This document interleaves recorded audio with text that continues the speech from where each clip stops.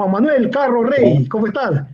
Ahora Don sí, había Julio, un pequeño ahí, la tecnología y siempre sobrecargado la resta ahora, siempre nos pasa estas cosas acá al aire, pero estamos con Juan Manuel Carro Rey. ¿Cómo estás, Juan Manuel? Y hay que darle un pequeño cherry, como se dice siempre. Juan Carro también es socio pues, de Javier Pinto, manejan la empresa Alta, mucho tiempo acá en Perú. Y creo que regresaste de España, Juan, o todavía sigues por no, allá. no, aquí sigo todavía, 3 de la Ah, mañana en España, pero vamos, con una noche más caliente que ahí en Lima, porque vamos, estamos con 25 grados aquí en están, España. están fuertes. Y vamos a comenzar Veranito. esta pequeña plática. Siempre el tiempo se prueba en vivo, estos programas en vivo, y vamos a hablar un poquito de finanzas y construcción. Y acá también un especialista, mi socio Alejandro es especialista en temas de finanzas. ¿Y qué nos puede decir, mi estimado Juan, respecto a lo que ustedes hacen acá en Lima, Perú? A ver, yo creo que un poco lo que ha hecho esta pandemia es enseñar a las empresas un tema muy importante económico que no se llevaba en Perú, y es que el mejor socio de una empresa es un banco. Es decir, yo vengo acostumbrado de España, o sea, al final aquí en España casi todas las empresas, tu mayor amigo es el banco, cosa que en Perú, por desgracia, no estaba sucediendo. Ahora, por fin, parece que empieza a haber ciertos productos que la banca empieza a abrir un poco más su mano hacia la empresa. Quizá el Reactiva sea el primer ejemplo claro, aunque coincido con Carlos, que no ha sido quizá todo lo bien enfocado que debiera, pero bueno, hay que reconocer que a muchas empresas nos ha llegado, como en nuestro caso, y bueno, te está ayudando. Solamente que detrás de eso yo entiendo que tiene que venir también una reestructuración del sector financiero. O sea, los bancos son importantísimos para las empresas. En ese contexto, Juan, ¿cómo tú visualizas el sector de construcción en base a la experiencia que tienes ahí en España, el desarrollo de estos meses, ¿no? Donde la liquidez es tan importante y en donde las empresas sí necesitan acceder a liquidez? Claro, a ver, mira, yo creo que da igual en el país que estés. Yo creo que hay un objetivo muy importante en una empresa que es la tesorería. Es decir, yo recuerdo a un profesor mío de la facultad que decía que no es el debe ni el haber, sino lo que tiene que haber. Al final tú puedes ser una buena empresa, tener una facturación espectacular, pero si no llegas a final de mes, estás muerto. Es decir, tú puedes tener por cobrar 1.000.000 de soles y deber 500.000 nada más, pero si en ese momento no los tienes en caja, los 500.000 que debes te destrozan la empresa. Entonces, de ahí el gran problema que estamos teniendo, o que teníamos en Perú hasta hace 2 o 3 años, como tú bien indicabas, es que un factoring solamente te lo hacía un banco. Y encima, con tan mala suerte que encima los factoring son sin recurso. Es decir, si al final encima te encuentras con que la entidad, el cliente o la persona que te ha hecho el factoring no te paga, el recurso vuelve en contra tuya. Es decir, tienes que devolver lo que te han adelantado. Cosa que en España, por ejemplo, existe el factoring con recurso. Es decir, al final la entidad es la que desarrolla todo el trámite jurídico contra el impago. Eso es para mí lo que está empezando a faltar en Perú y que poco a poco yo entiendo que se tiene que ir dando. Y para mí la única forma van a ser todas estas entidades financieras privadas que van a competir de tú a tú con los bancos. O sea, tú como decías antes, es decir, vosotros tenéis una, nosotros estamos trabajando con otras 2, al final necesitamos que este tipo de empresas privadas son las que empiecen a ayudar al empresario y a enseñar el camino a los bancos. Porque los bancos para mí en Perú tienen un gran oligopolio montado y son dueños prácticamente de todo. Es decir, tú lo ves con el tema de fianzas, lo ves con el tema de un préstamo de capital de trabajo, es decir, o pasas por su aro y con las condiciones que ellos ponen, que son leoninas, o si no estás muerto. Y eso yo creo que al final, es decir, a ver, por mucho que un empresario al final aporte su capital, aporte su riesgo, es decir, al final lo que decía Carlos Manzanares, que al final tu empresa vale lo que estés dispuesto a arriesgar por ella. O sea, si tu casa es la garantía y vale 1.000.000 de soles, tu empresa vale 1.000.000 de soles. Así tengas, como en nuestro caso, 6 obras en activo o vayas a ejecutar 20.000 obras. Da igual, vales lo que eres capaz de afianzar en el banco. Nada más ni nada menos. En este contexto, Juan. Julio, una pregunta, Juan. En este contexto, muchas empresas están ampliando los plazos de pago, ¿no? Porque bueno, se restringe la caja, es un poco más complicado. Las empresas empiezan a extender sus plazos de pago. ¿Cómo manejar esa situación de cara al proveedor, ¿no? Porque el proveedor es como una cadena, ¿no? Se extienden los plazos y pasas el problema al proveedor, y puede ser que el proveedor no tenga la espalda financiera para poder seguir avanzando con la prestación de servicio o lo que necesite, ¿no? Correcto, pero tú fíjate un matiz, Alejandro. Más allá de eso, porque al final un proveedor es una empresa como tú que al final puedes negociar con él y si la espalda que tienen ellos es buena, te pueden ayudar. Tu problema es que en una empresa constructora como la nuestra, por ejemplo, el 30% de nuestros costes es mano de obra. La mano de obra es quincenal, semanal o mensual. Es decir, y tú a un trabajador no le puedes decir un viernes que no le pagas, porque el lunes no te viene a trabajar. Claro. Tú a un empleado no le puedes decir que el 31 no le has pagado la planilla, porque el día 1 ya lo tienes enfadado en la oficina. O sea, el proveedor al final, yo creo que al final entre empresas siempre puede haber un acuerdo.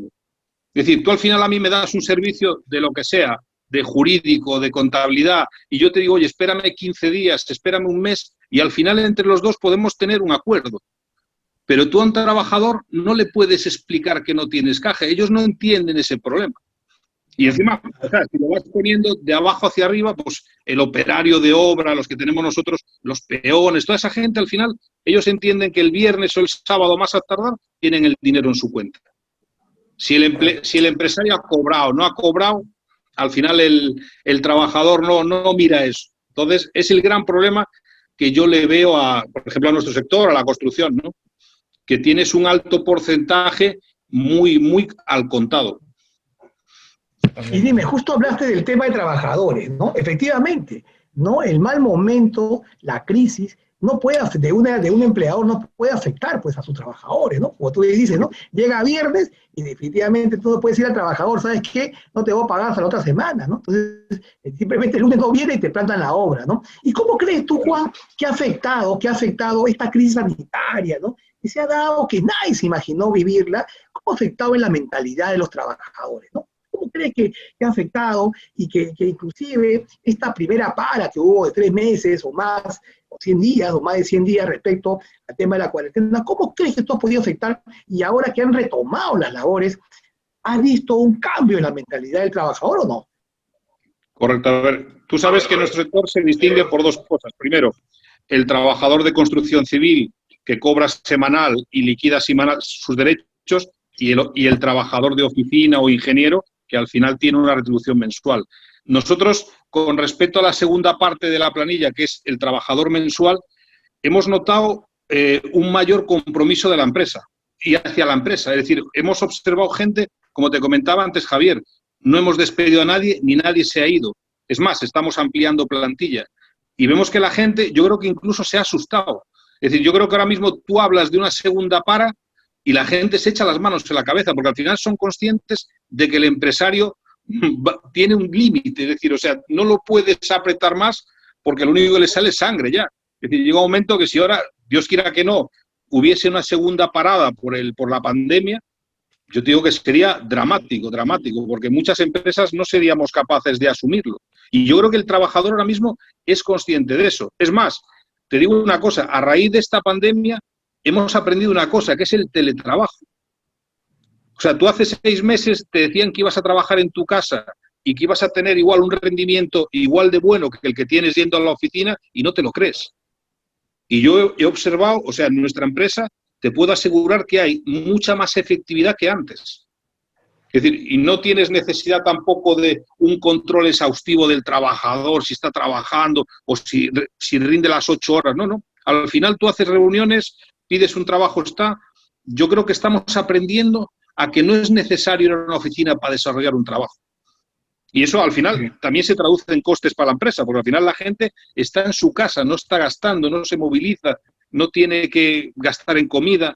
Yo creo que se nos presenta un futuro nuevo y tenemos que acostumbrarnos a él. Muy bien. Un rol importante del Estado es generar el gasto público, ¿no? Y en eso también está la cadena que va a implicar ese gasto público en construcción.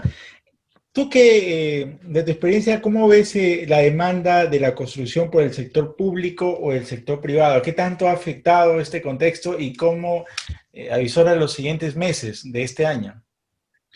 A ver, yo creo que estás diciendo algo muy importante. Para mí un país se divide en dos momentos importantes, que es la construcción privada, que al final la generan empresarios que deciden construir con su dinero ciertos sectores, como el caso de las inmobiliarias, pero para mí el fundamental es el Estado. Yo creo que el Estado al final es el que tiene más capacidad para invertir, para desarrollar es decir, una inmobiliaria nunca va a hacer una carretera, nunca va a hacer un tren, nunca va a hacer un puerto. Yo creo que el Perú ahora mismo es un país que necesita muchas infraestructuras nuevas. Lo que pasa que creo que tiene una ley de contratación que tiene que pasar por revisión. Es decir, hoy en día jurídicamente es muy delicado trabajar con el Estado. O sea, yo tengo amigos que están trabajando y, por ejemplo, me comentaban que todavía no han sido capaces de aprobar adicionales COVID. Es decir, cosa que al final los que estamos en el sector privado nos ha sido más fácil trasladárselo a nuestro cliente este problema y llegar a acuerdos. No te digo con eso que nos hayan reconocido el 100% del gasto, porque al final esto no ha sido culpa de nadie. Pero sí es verdad que el empresario privado se pone más de tu lado e intenta entender tu problema y ayudarte a sacar el proceso adelante. Pero para mí el Estado ahora mismo tiene una labor muy importante, que es salir adelante con mucha obra pública y con mucha inversión. Yo tengo también una inquietud, ya viendo el tema, que lo hemos tocado muy bien con finanzas, construcción, todas las cosas que has podido vivir, tus experiencias, Juan, pero yo tengo una inquietud. ¿Cómo así se juntó Chile con España para hacer trabajos en Perú? A ver, yo creo que, como bien dijo Javier, o sea, creo que tenemos algo muy importante, y es que creo que hemos confluido tres personas con mentalidades totalmente distintas. Tanto Álvaro como Javier como yo somos totalmente distintos, pero creo que tenemos una base muy importante, que es el respeto y la confianza. Javier y yo veníamos de trabajar juntos en una empresa, él era gerente, yo era gerente financiero, pero no éramos dueños. Entonces, un día surgió la idea de, oye, ¿por qué no nos arriesgamos y montamos algo nuestro, ¿no? Porque al final del negocio sabemos, es simplemente echarnos el carro a la espalda, nunca mejor dicho, y arrancar. Y bueno, se unió a este proyecto Álvaro, que es una gran persona, además es peruano, y nos ha apoyado muchísimo desde el principio. Y yo creo que el gran secreto de Alta, aparte del grupo humano que tenemos como trabajadores, es yo creo que el grupo societario.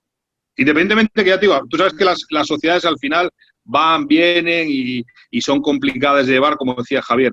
Pero sinceramente, mira, yo estoy aquí en España y sé que la empresa está funcionando perfectamente con ellos dos ahí. Bien, es verdad que me molestan, ya ves, aquí son las 3 de la mañana y me tienen en pie hasta tarde. Pero no, de verdad que, o sea, créeme, Julio, que creo que el gran secreto es, para mí, la confianza y el respeto en tus socios. Es que tenías que hacer un esfuerzo por finanzas ilegales, pues Juan, tenías que hacer un esfuerzo. ¿Ah? Escucha, y estoy a vuestra disposición cuando queráis. O sea, al final, con el jet lag que tengo, al final tengo el sueño totalmente cambiado, pero vamos, un placer estar aquí con vosotros. Qué bueno, ¿no? Porque esto hace la tecnología, ¿no? Sí, es gracias a esto, mire, estamos juntos de España. Qué bueno que nos hayas acompañado, Juan. Agradecerte por la visita. Y esperemos que sigan desarrollándose los negocios, que eso es lo más importante, con mucho optimismo para salir adelante de esta situación. No, y a vosotros que sigáis haciendo estos programas tan amenos, porque al final, como te decía Carlos y mucha gente no conoce ahora mismo las armas que hay en el mercado para que una empresa se pueda autofinanciar, se pueda abastecer de capital de trabajo, que es, yo creo que lo que ahora mismo nos pasa a todos factura, que es el poder tener liquidez. Así es. Ahora sí, Julio. A ver, ahora sí nos despedimos ya con la presencia de Juan, ¿no? Invitado de España, no ha dormido nada, dice, porque está en finanzas ilegales, y otra oportunidad va a haber para seguir charlando el tema que más nos apasiona, el tema de la construcción, Juan. Gracias nuevamente tu gentil presencia. Un saludo a todo el mundo. Nos despedimos, gracias por acompañarnos, a todos los seguidores de Finanzas Ilegales. de Miraflores TV Digital, los que nos acompañaron por Zoom y por Facebook. Nos vemos hasta el martes. Chao, chao. Chao, chao.